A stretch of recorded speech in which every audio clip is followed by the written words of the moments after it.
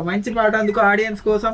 తల మీద సుట్ట బట్ట ఆ పైన పళ్ళ తట్ట పండ్లు పండ్లమ్మో అంటూ పల్లెల్లా తిరుగుకుంటూ బాజర్లా కూసుండమ్మి బతుకెల్లా తీసుకున్నా తినిగొల్ల ఎల్లమ్మ ఏది నా పల్లెలల్లా కండ్లల్లాగా నారాదేమే తినిగొల్ల ఎల్లమ్మ ఏది నా పల్లెలల్లా కండ్లల్లాగా నారాదేమే కమ్మ కత్తి తీసి కొమ్మాలెన్నో చూసి కమ్మ కత్తి తీసి కొమ్మాలెన్నో కోసి జిట్టిక పళ్ళు తెంపి బుట్టల్లా పోసుకొని కట్ట మనక తిరిగమ్మి పుట్ట తీసుకున్నా తినిగొల్ల ఎల్లమ్మ ఏది నా పల్లెలల్లా కండ్లల్లాగా నారాదేమే తినిగొల్ల ఎల్లమ్మ ఏది నా పల్లెలల్లా కండ్లల్లాగా నారాదేమే.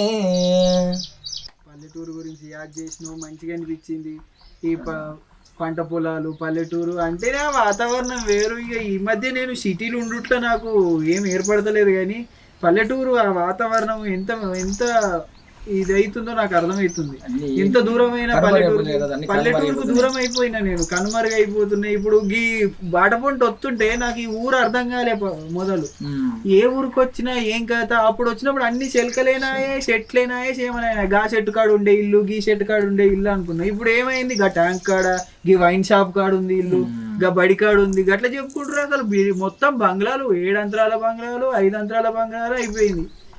ఇక రోజులు మారుతున్నాయి, ఇక పల్లెటూర్లు కూడా పట్టణాలు అవుతున్నాయి. పట్టణాలు అయిపోతున్నాయి. కన్నతల్లి దూరం వచ్చినట్టు అనిపిస్తుంది పల్లెటూరు అనేది.